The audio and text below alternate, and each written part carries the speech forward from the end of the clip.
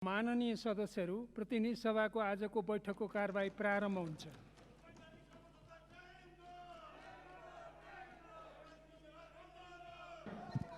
नेपाली जनता यो सार्वभौम संसदले नेपालको स्वाधीनता, स्वतन्त्रता, अखण्डता, स्वाभिमानको पक्षमा काम गर्छ कि राष्ट्रघाती प्रावधान भएको अमेरिकी मिलेनियम च्यालेन्ज कर्पोरेसन एमसीसीसँगको सम्झौतालाई स्वीकार गर्छ भनेर हेरिरहेका छन्।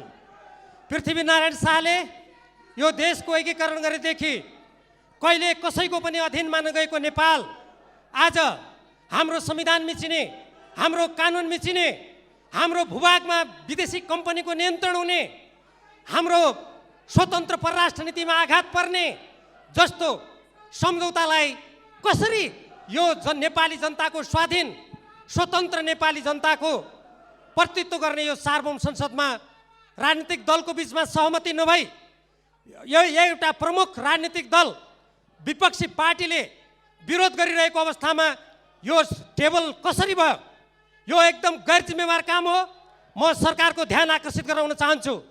यति गम्भीर विषय, जुन विषय नेपालको स्वाधीनतासँग सम्बन्धित छ, नेपालको स्वाभिमानसँग सम्बन्धित छ, नेपालको आत्मनिर्णयको अधिकारसँग सम्बन्धित छ, यति गम्भीर विषयमा प्रमुख प्रतिपक्षी नेकपा एमाले विरोध गरिरहेको, संसद अवरोध गरिरहेको प्रमुख राजनीतिक दलहरू, सरकारमा रहेका राजनीतिक दलहरूको बीचमा सहमति नभइरहेको अवस्थामा यसरी नेपाली जनताको भावना विपरीत, नेपालको स्वाधीनता विपरीत, नेपाली जनता सडकमा छन्, आज राष्ट्रिय स्वाधीनताको आवाज उठाइरहेका छन्। यसलाई यहाँ टेबल गरिने कुरा यो अत्यन्त आपत्तिजनक छ। नेपालको संविधानको धारा 279 अनुसार एक किसिमको विदेशीहरूसँग भएका शान्ति मैत्री, नेपालको सिमाना लगायतका प्राकृतिक स्रोतको साधनको बाँडफाँड जस्ता विषयहरूमा यदि संसदबाट विदेशसँग भएको सम्झौता अनुमोदन गर्नुपर्ने अवस्था आयो भने 2/3 बहुमत चाहिन्छ। अन्यथा सङ्घीय कानुन बमोजिम हुन्छ भनिएको छ। सरकारले यतिका वर्षसम्म त्यो सङ्घीय कानुन किन नल्याएको? त्यो अहिलेको यो जुन सभामुख महोदयले कार्यसूचीमा जुन विषय राख्नु भएको छ, यो कुन कानुन अन्तर्गत राख्नु भएको छ? यसको लागि सङ्घीय कानुन खै? यो देश कानुनी शासनबाट चल्छ कि एउटा कुनै विदेशीको धाक धम्कीको अगाडि लम्पसार परेर नेपाली जनताको आवाजलाई कुल्चेर आफ्ना जनताको आवाज नसुन्ने, विदेशीहरूसँग डराउनु पर्ने, त्रसित हुनुपर्ने तर्क दिएर आज जसरी कुनै कतिपय देशहरूमा यस्तै संसदका निर्णयबाट देशका सिमानाहरू मेटिएका छन्, हामी ती इतिहासबाट समेत पाठ नसिकेर नेपाली जनताको आवाजलाई कुल्चेर जसरी आज यो विषयलाई टेबल गरिँदैछ, जस्तो वातावरणमा टेबल गरिँदैछ, यो एकदमै आपत्तिजनक छ। यो स्वतन्त्र, स्वाधीन, सार्वभौम नेपाली जनताको अपमान हो, यो संसदको अपमान हो, यसको विशेषाधिकारको अपमान हो। यस्तो यो टेबल ल्याउने काम बन्द गरियोस् भनेर म सम्पूर्ण देशभक्त नेपालीहरूको तर्फबाट जोरदार आवाज उठाउन चाहन्छु। धन्यवाद। र अहिलेको परिस्थितिमा सदन अवरुद्ध छ। प्रतिपक्षका माननीय सदस्यज्यूहरूले गत करिबन 6 महिना पूर्वदेखि निरन्तर रूपले चाहिँ सदन अवरुद्ध गरिरहेको अवस्था छ। हाम्रो परम्परा र मूल्य मान्यता के छ भन्दाखेरि सदन अवरुद्ध भएको अवस्थामा सदन सुचारू हुँदैन भन्ने प्रकारको अभ्यास छ, मान्यता छ। यो लोकतान्त्रिक विधि पनि हो, मान्यता पनि हो। त्यसकारणले सदन अवरुद्ध भइरहेको अवस्थामा कुनै पनि महत्त्वपूर्ण एजेन्डाहरू, कार्यसूचीहरू छलफल चल्न नसक्ने अवस्था भएको हुनाले प्रतिनिधि सभामा विगत कालदेखि झन्डै 42वटा विधेयकहरू पाइपलाइनमा छ, छलफल गर्न पाएको छैन। कुनै पनि विधेयकमा छलफल गर्न पाएको छैन। तर आज यो अवस्थामा सदन सुचारू नभएको अवस्थामा जसरी कार्यसूची आएको छ, एमसीसी सम्बन्धी कार्यसूची आएको छ, एमसीसी सम्बन्धी कार्यसूचीको बारेमा हामीले विगत कालदेखि भन्दै आइरहेका छौँ कि एमसीसीमा गम्भीर प्रकारका राष्ट्रिय हित प्रतिकूलका, राष्ट्रिय स्वाधीनतालाई प्रतिकूल पर्ने प्रकारका प्रावधानहरू चाहिँ छन्। त्यसकारणले एमसीसी सम्झौतालाई यसलाई परिमार्जन गर्नुपर्छ, संशोधन गर्नुपर्छ, अनि मात्रै यो प्रक्रिया अगाडि बढ्न सक्छ भनेर हाम्रो दलले भन्दै आइरहेको विषय हो। तर यसमा अहिलेसम्म संशोधन भएको छैन र संशोधन नभएको स्थितिमा चाहिँ अहिले प्रक्रिया अगाडि बढाउनका लागि चाहिँ तपाईँको सन्धि सम्झौता सम्बन्धी संविधानले व्यवस्था गरेको 189 को चाहिँ दफामा तपाईँ धारामा जुन खालको व्यवस्था छ त्यसको प्रतिकूल पनि छ, त्यससँग मेल खाँदैन। र सन्धि ऐन 2047 सालको चाहिँ प्रावधानसँग पनि मेल खाँदैन र यो चाहिँ आर्थिक सम्झौता सम्बन्धी विषयमा, आर्थिक अनुदान सम्बन्धी सम्झौता सम्बन्धी विषयमा सदनमा अनुमोदन गराउने खालको विगत कालको प्र्याक्टिस पनि छैन। विगत कालमा थुप्रै 50औँवटा चाहिँ आर्थिक सहायता सम्बन्धी सम्झौताहरू नेपाल सरकारले गरेको छ, तर कुनै पनि सदनमा टेबल गरेर कार्यान्वयन अनुमोदन गर्ने परम्परा छैन। त्यो परम्परा पनि प्रतिकूल छ। चौथो कुरा चाहिँ सम्झौतामा यो सदनमा टेबल गर्ने र अनुमोदन गर्ने भन्ने व्यवस्था पनि छैन। त्यसकारणले यस्तो अवस्थामा सदनमा जो चाहिँ आउने कुरा भएको छ, यो विषयमा राजनीतिक दलहरूको बिचमा यो कार्यसूची चढाउने विषयमा पनि, कार्यसूची टेबल गर्ने विषयमा पनि विगत कालको सामान्य मान्यताभन्दा फरक खालको विशिष्ट खालको विषय भएको हुनाले यसमा राष्ट्रिय सहमति जुट्नुपर्छ, दलहरूको बिचमा सहमति जुट्नुपर्छ भनेर भनेको, सहमति जुट्न सकेको छैन। सहमति नजुट्दै जसरी चाहिँ टेबल भएको चाहिँ छ, त्यसले गर्दाखेरि हामीलाई गम्भीर आपत्ति चाहिँ यस प्रक्रियाप्रति असहमति प्रकट गर्न चाहन्छु। सभामुखज्यूले अब संसदीय परम्परा अनुसार सभामुखज्यूले रुलिङ गरिसकेपछि पालना गर्ने कुरा एउटा पाटो भयो, तर यो विषयमा हामीले गम्भीरतापूर्वक ध्यान आकर्षण गराएका छौँ। कार्यव्यवस्था परामर्श समितिमा पनि हामीले असहमतिको पत्र दर्ज गरेका चाहिँ छौँ।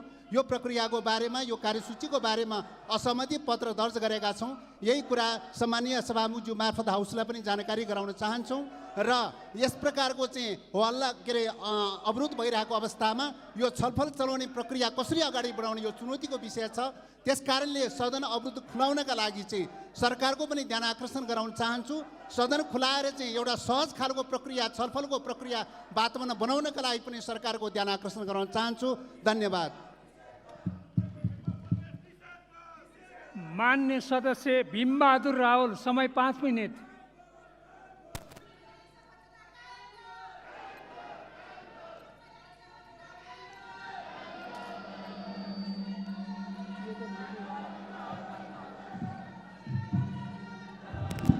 फोनमा धम्काएपछि आज यो यहाँ आएको हो।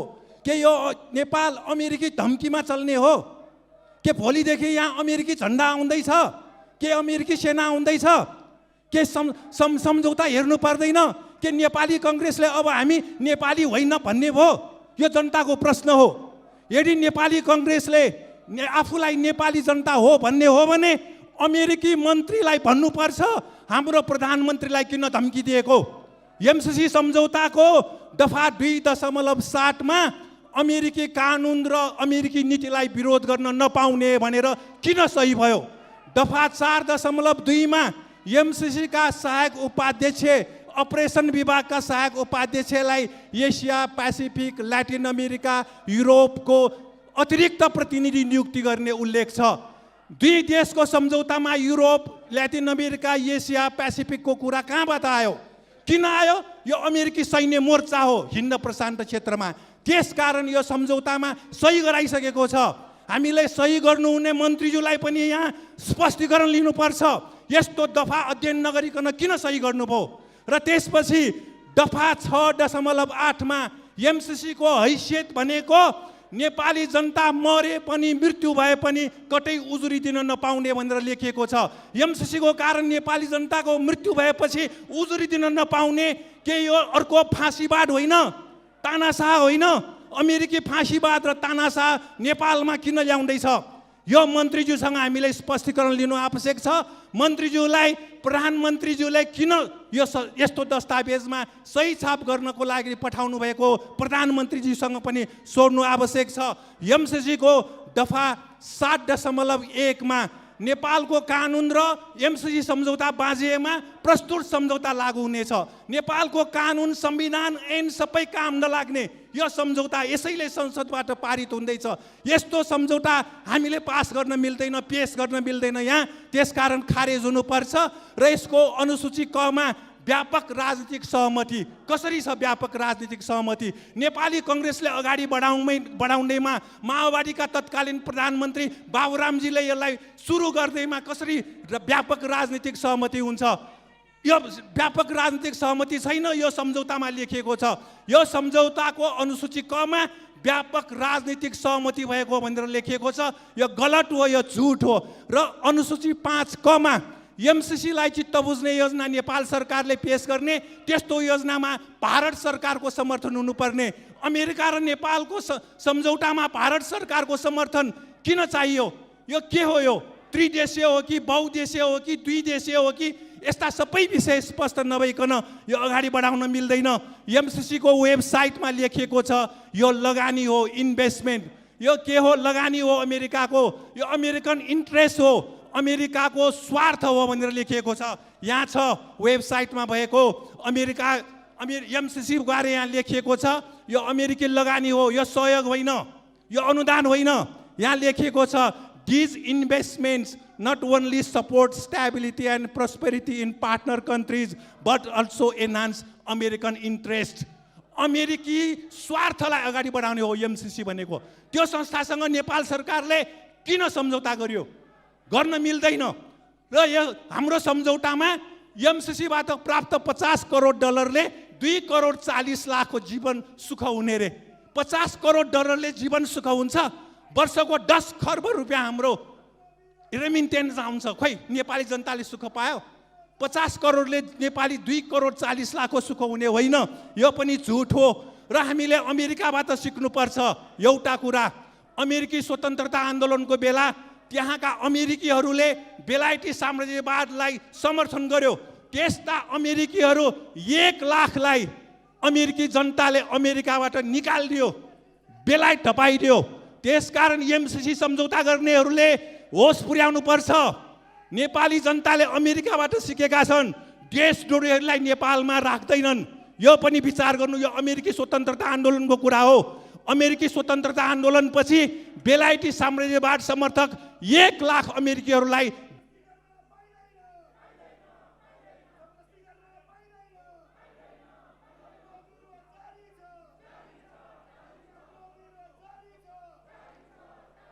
समय सकियो।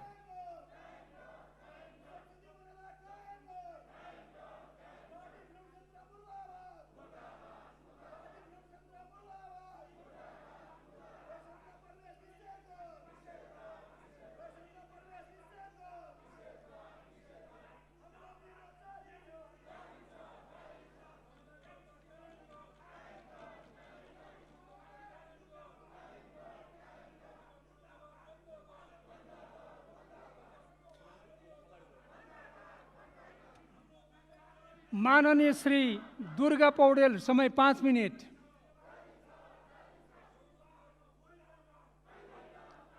मान्य सदस्य, समय सिद्धिसक्यो।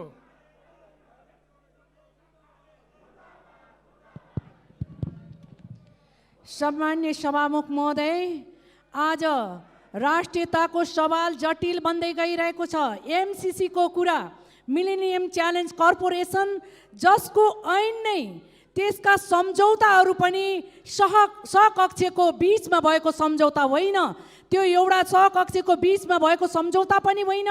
यदि यो सहयोग नै हो भने त्यसलाई त्यही प्रकारले विगतमा अमेरिकाले पनि दिएको सहयोग छ, थुप्रै देशहरूले दिएको सहयोग छ, तर सदनबाट पास गर्न पर्ने बाध्यता थिएन। त्यो आज किन सदनबाट पास गर्न पर्ने बाध्यता भयो त सभामुख महोदय? यो अत्यन्त जटिल छ। स्वयं सम्झौता पत्रमै उल्लेखित छ, सम्बन्धित पक्ष र कुनै पनि देशको ऐनसम्म बाज्यो भनेदेखि त्यही एमसीसी को कानुन त्यो माथि हुनेछ भनेको, त्यसको कानुन लागू हुनेछ भनेर त्यो सम्झौतामै स्पष्ट लेखिएको छ। हाम्रो ऐनभन्दा, हाम्रो कानुन, हाम्रो संविधानभन्दा माथि एमसीसी को कानुन लागू हुनेछ। त्यसरी जाने कुरालाई सामान्य सहयोग, यो 55 अरबको कुरा ठुलो कुरा होइन। यस्ता थुप्रै भ्रष्टाचारलाई न्यूनीकरण गर्ने हो भनेदेखि, आज कर कतिपय संस्थाहरूले नदिएको करहरूलाई न्यूनीकरण गर्ने हो भने, लिने हो भनेदेखि त्यो चल्न सक्छ सभामुख महोदय। तर देश पैसासँग साट्न सकिँदैन, सार्वभौमिकता पैसासँग साट्न सकिँदैन। त्यसैले सभामुख महोदय, यो एमसीसी कुनै पनि प्रावधानबाट यो टेबल गरिनु हुँदैन, यसलाई खारेजी गराउनुपर्छ। जसरी श्रीलङ्काले एमसीसीलाई फिर्ता पठाएको थियो, त्यसरी हामीले पनि यसलाई खारेज गर्नुपर्छ। यो कसको बलमा ल्याइएको हो सभामुख महोदय? कसैको दमन, कसैको दबाब हाम्रो सार्वभौम सम्पन्न नेपाली नागरिकलाई सही हुने छैन। त्यसैले यसलाई खारेज गर्नुपर्छ सभामुख महोदय। आज श्रीलङ्काको जनताको दबाबबाट जनताले हाम्रो राष्ट्रभन्दा माथि हामीले कुनै पनि ऐनलाई मान्न सक्दैनौँ भनेर जसरी उनीहरूको दबाब जनताले चाहेको चाहना अनुसार आफ्नो राष्ट्रलाई जोगाउने कसले हो? यो देशलाई जोगाउने नेपालीले होइन सभामुख महोदय। त्यसैले नेपालीको चाहना छ एमसीसी खारेज गरियोस्। सरकारलाई मद्दत चाहियो भने विकासको निम्ति नेपाली जनताले आधा पेट खाएर पैसा लगानी गर्न तयार छ सभामुख महोदय। 55 अरब होइन, 56 अरब होइन, 100 अरब तपाईँले माग्नुभयो भने त्यो दिन नेपाली जनता तयार छ। त्यसैले यो एमसीसी कुनै पनि हालतमा टेबल गरिनु हुँदैन, यसलाई खारेज गर्नुपर्छ सभामुख महोदय। हाम्रो राष्ट्रभन्दा ठुलो, देशभन्दा ठुलो केही पनि छैन। यो पैसा 55 अरब केही पनि होइन।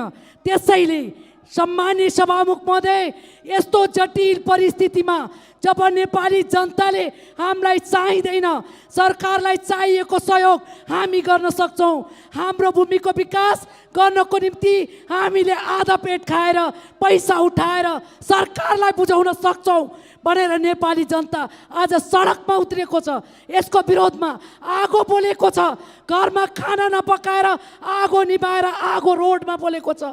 यस्तो स्थितिमा राष्ट्रियताको सवाललाई विशेष गरिकन गम्भीरता खोइ, त्यो प्रति गम्भीरता खोइ सरकारको, त्यो गम्भीरता जान आज देखाउनु पर्छ सभामुख महोदय। त्यसैले सम्माननीय सभामुख महोदय, यो आवाज एउटा पार्टीको होइन, यो आवाज नेपाली जनताको, यो माग नेपाली जनताको। त्यसैले यो चिजलाई मध्यनजर गर्दै सम्माननीय सभामुख महोदय, यो एमसीसीलाई खारेज गर्नुहोस्, यसलाई फिर्ता पठाउनुहोस्। यही नै सम्मानित हुनेछ, यही नै राष्ट्रको हितमा हुनेछ। राष्ट्र रहे, देश रहे, नेपाली रहने हो, पार्टी हुने हो, त्यसपछि हो पार्टी चाहिने। देशै नरहे कुनै पार्टीको अस्तित्व रहँदैन। त्यसैले सम्माननीय सभामुख महोदय, एमसीसी टेबल होइन, यसलाई सूचीबाटै खारेज गरेर जानुपर्छ। यही भन्दै सम्पूर्ण नेपाली जनताको आवाजलाई सम्मान गर्नको निम्ति सम्माननीय सभामुख महोदयलाई विनम्र अनुरोध गर्दछु। धन्यवाद।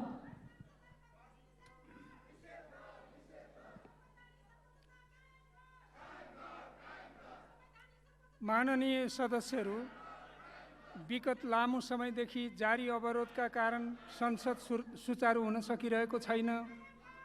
यसबाट राज्य सञ्चालनका सम्पूर्ण पक्ष र आयामहरूमा प्रभाव परिरहेको छ। राष्ट्रिय महत्त्वका विषयवस्तुहरूलाई समेत छलफलमा ल्याई निष्कर्षमा पुग्नुपर्ने अवस्थामा जारी अवरोधले प्रतिकूलता सिर्जना गरेको बेहोरा हामी सबैलाई अवगत नै छ। दलका शीर्ष नेताहरू, सांसदहरू, संविधानविद, कानुनविद, सञ्चार जगत, बुद्धिजीवी एवं लब्ध प्रतिष्ठित व्यक्तित्वहरूको सार्वभौम संसदमा छलफल होस् भन्ने भावनाको समेत सम्मान गर्दै नेपाली समाजलाई थप ध्रुवीकरण हुनबाट रोक्न पनि राष्ट्रिय महत्त्वका विषयवस्तुहरूलाई कार्यसूचीमा समावेश गरी छलफल गरिनु उपयुक्त हुन्छ भन्ने लागेको हुँदा अहम महत्त्वका विषयहरूलाई आजको कार्यसूचीमा समावेश गरिएको छ। सोही मान्यतालाई आत्मसात गर्दै छलफलको वातावरण बनाउन सम्बद्ध सबैलाई सहयोगको लागि अपिल गर्दछु। साथै कार्यसूचीलाई अगाडि बढाउन यहाँहरूबाट सहयोग हुने आशा एवं विश्वास राख्दछु।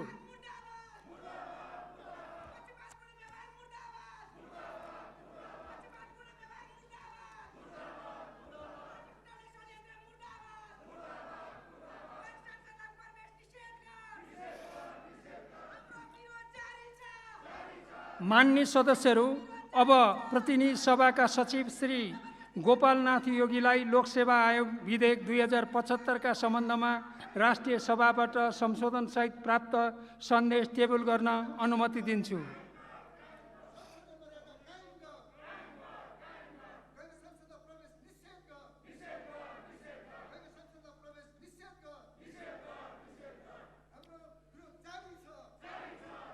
मान्य सदस्यहरू, अब सम्माननीय प्रधानमन्त्रीको तर्फबाट मान्य कानुन, न्याय तथा संसदीय मामिला मन्त्री श्री वीरेन्द्र प्रसाद पौडेललाई राष्ट्रिय समावेशी आयोगको तेस्रो वार्षिक प्रतिवेदन आर्थिक वर्ष 2077-78 पेश गर्न अनुमति दिन्छु।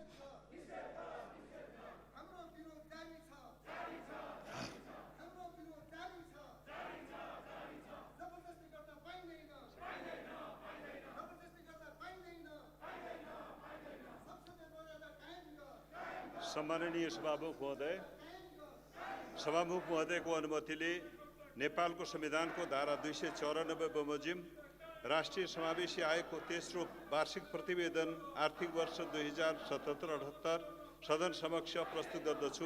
हस्, धन्यवाद।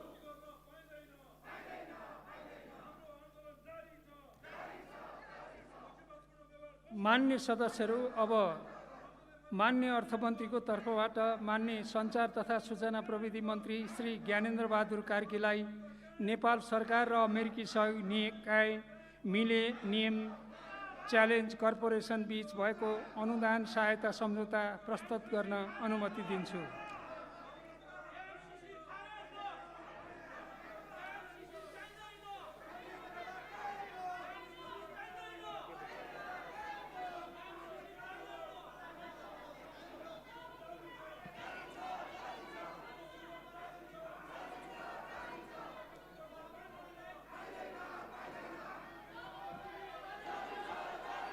सम्माननीय सभामुख महोदय, सन्धि ऐन 2047 को दफा 4 को व्यवस्था बमोजिम नेपाल सरकार मन्त्री परिषदले मिति 2075-10-25 मा नेपाल सरकार र अमेरिकी सहयोग निकाय मिलेनियम च्यालेन्ज कर्पोरेसन MCC बीच भएको अनुदान सम्झौता मिलेनियम च्यालेन्ज कम्प्याक्टलाई अनुमोदन गर्नका लागि सङ्घीय संसदमा पेश गर्न अर्थ मन्त्रालयलाई स्वीकृति दिने निर्णय गरे अनुरूप नेपालको संविधानको धारा 279 बमोजिम प्रतिनिधि सभाको साधारण बहुमतबाट सम्झौता अनुमोदन गर्नका लागि तत्कालीन अर्थमन्त्री डाक्टर युवराज खतिवडाले सम्मानित सदन समक्ष प्रस्ताव पेश गर्नुभएको मान्य सदस्यहरूलाई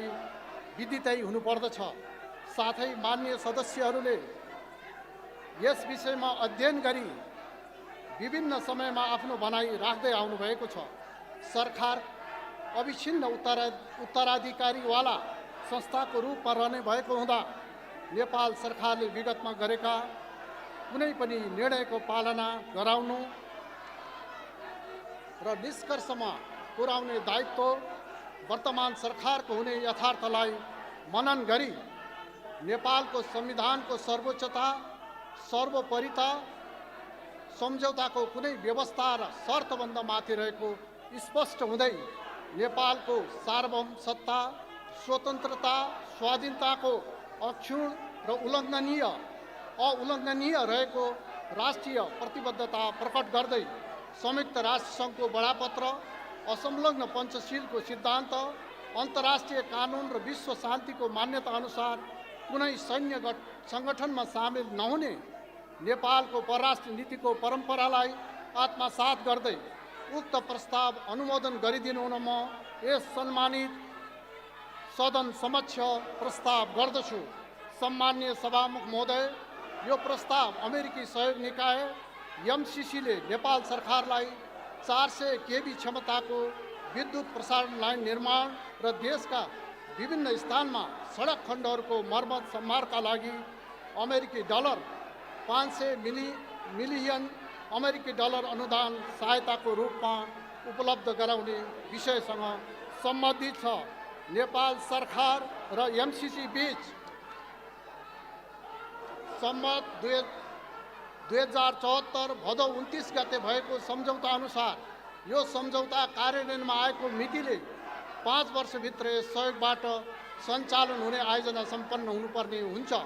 सम्झौता कार्यान्वयन इन्ट्री इन्टु फोर्समा जानु पूर्व प्रतिनिधि सभाको सामान्य बहुमतबाट अनुमोदन हुनुपर्ने गरी कानुन न्याय तथा संसदीय मामला मन्त्रालयले 2075 पुस 26 गते राय दिएको हुँदा यो सम्झौता अनुमोदनका लागि प्रस्ताव गरिएको छ।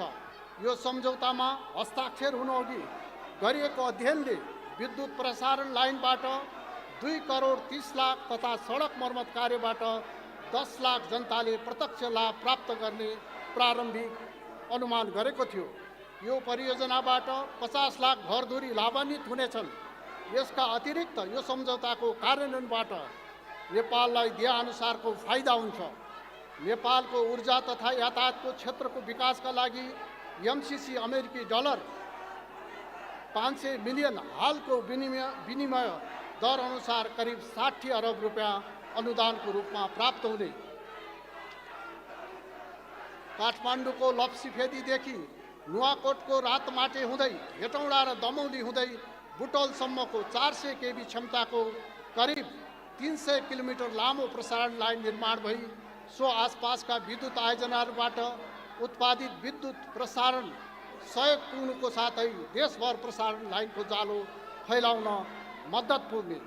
यो अनुमोदन सहायता विद्युत प्रसारण लाइन निर्माणमा कोसे ढुङ्गा भई देशको आर्थिक सामाजिक विकासका लागि महत्त्वपूर्ण साधनको रूपमा रहेको विद्युत शक्तिको उपलब्धता सहज भई उत्पादन क्षेत्र सबल बन्ने, नेपालमा उत्पादित जलविद्युतले बजार पाउने र आम जनताको दैनिकी जीवनका लागि अपरिहार्य विद्युत शक्ति उपलब्ध हुने भई दिगो विकासमा सहयोग पुग्ने।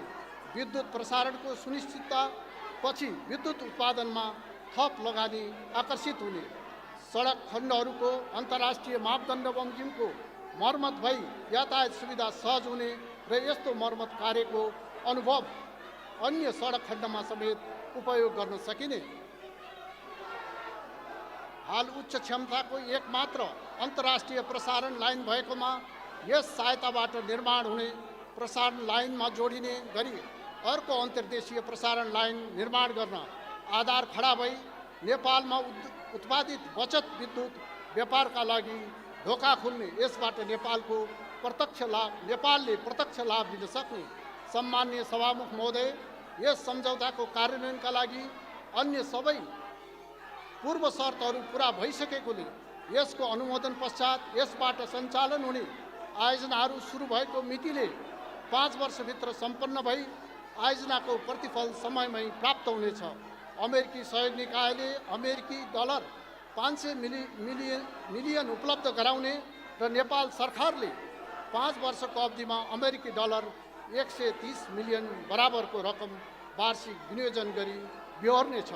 यस सम्झौता बमोजिम आयोजनाहरू निर्धारित मितिभित्रै सम्पन्न गर्न बृहत्तर राजनैतिक सहमति आवश्यक भएकाले सबै नेपालीले राष्ट्रिय गौरवको रूपमा यो आयोजनालाई स्वामित्व लिन सक्ने गरी यस सम्झौतालाई जनप्रतिनिधिहरूबाट संवैधानिक व्यवस्था अनुरूप अनुमोदन हुन उपयुक्त हुने भएकाले सम्माननीय सभामुख मार्फत म सबै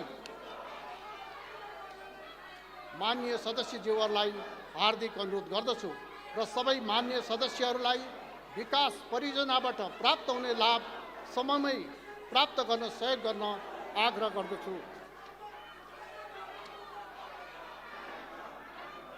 अन्तमा सभामुख महोदयको अनुमतिले प्रतिनिधि सभा नियमावली 2075 को नियम 222 बमोजिम नेपाल सरकार र अमेरिकी सहयोग निकाय मिलेनियम च्यालेन्ज कर्पोरेसन एमसिसी बीच भएको अनुदान सहायता सम्झौता मिलेनियम च्यालेन्ज कम्प्याक्ट सदन समक्ष प्रस्तुत गर्दछु। धन्यवाद।